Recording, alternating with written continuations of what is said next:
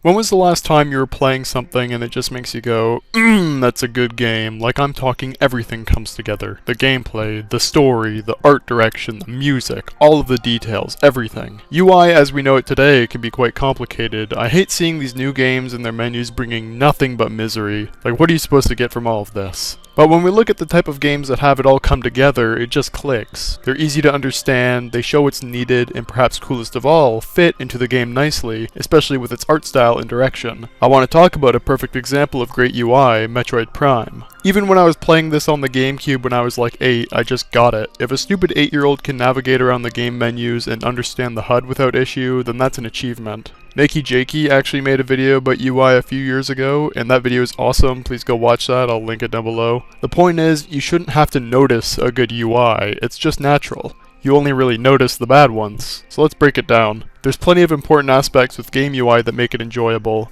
Number 1, it's gotta be clear. I don't want to have to think twice about hitting a button trying to decipher something like its clue. That, as well as I shouldn't be able to do something like delete an entire save file with the press of a single tiny button. You don't gotta design it to be mastered, you've just gotta make it idiot-proof. When Battlefield 2042 came out, nobody can make heads or tails of all these colors. Number 2, it's gotta show that the player has control over it and is something that's familiar to them, because they're the ones playing the game. If a game were ever to start using the connect menu on me, then we've got issues. Number 3, accessibility. Don't hide important stuff 20 menus deep, expecting me to be like, oh, of course, I should have known that my mouse sensitivity is hidden under gameplay, and then controls, and then inputs, and then bindings, and then things like color, contrast, and other visual aspects should be pretty clear. Again, Battlefield 2042 is a perfect example here. And finally, the big one for video games especially, it's gotta be pleasing to use and is relevant to the game. If I'm playing a sci-fi game, I expect the menus and buttons and whatnot to make a cool little beep when I press it, and I expect the HUD to fit the art style and tone of the game. So let's go over some games with good and bad UI.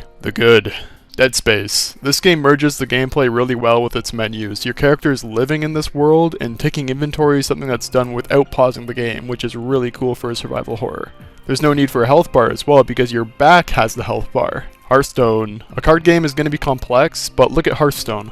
Playable things are highlighted in green, and they're gold when there's a special effect available. Stats, numbers, and characteristics like Taunt and Divine Shield are super clear. You don't need to read an entire handbook or wiki on the rules of Hearthstone before playing, as you just need to hover over a card to see what a keyword does. The bad.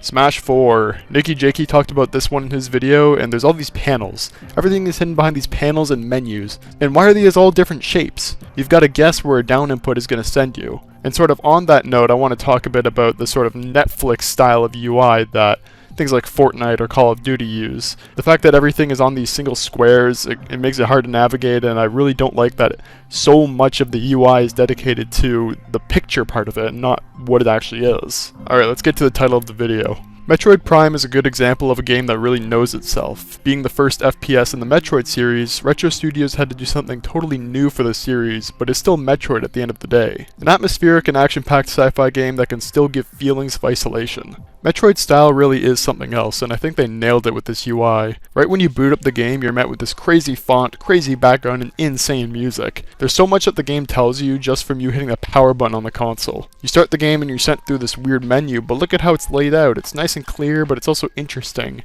Your files and then bonus stuff, really simple. Now we get into the HUD, check this out. It's definitely busy, but it's not only clear, but it fits with the game's style. Just like the same design as the fonts and the boxes from the menus, it really sells you on the fact that you're in Samus's helmet and seeing what she's seeing out of the power suit. All these sci-fi elements and styling really comes together. Let's go through everything you got here. At the top is your health. Makes sense, right in the center for the most important metric you need. Your minimap and radar in the top corners, which is typical for minimaps, but I like the inclusion of the radar since it makes these two navigation tools symmetrical. In fact, the minimap position is exactly where the Z button is located on the GameCube controller, which is how you access it in the top right corner. The bottom corners are for the power suit's configuration. The visor select on the bottom left and the beam select is on the bottom right. It shows little icons of your available options, keeping the one selected in the center square. Again, these positions mirror exactly where the controls are on the GameCube controller, being the D-pad and C-stick respectively. The right side has your missile count, one of the few expendable ammo types you have, as well as a general danger meter on the left. But it's not just that. Whenever you go into free look, you get plenty of confirmation with Samus putting her hand on the arm cannon as well as a bigger reticle showing up. There's even these little indicators on the sides that move when you look up and down, almost like it's telling you the angle you're looking at something.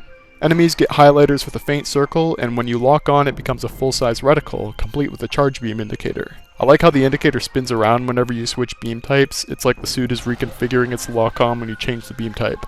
The different visors have their own unique elements as well, especially the thermal and x-ray visor, which really sells you that it is a totally different method of operation, which I mean it clearly is. For the scan visor, I really like how the information gets shown right under the thing you just scanned, and any supplementary pictures are to the sides of it just to reinforce what you're looking at. It's like the suit is going through some sort of encyclopedia that's trying to find out what you're scanning and is trying to show you relevant info. So all of these stylistic decisions certainly aren't needed, but it's all about theming here, which it totally nails. They could have just had the simple health, ammo, and mini-map as a HUD, but this one totally sells you on the idea that you are playing as Samus in the suit. There's plenty of feedback when you interact with it, especially sound-wise, and all that extra info shown, like the danger meter and those angle tick things, are just part of the immersion. Even the pause menu in the map screen still follows this theme. So yeah, the UI is clear, it shows that you have clear control over it, gives feedback accordingly, is easy to understand and see, and it fits its theme really well. I mean, what else is there to say? It looks nice, sounds nice, and complements a nice game.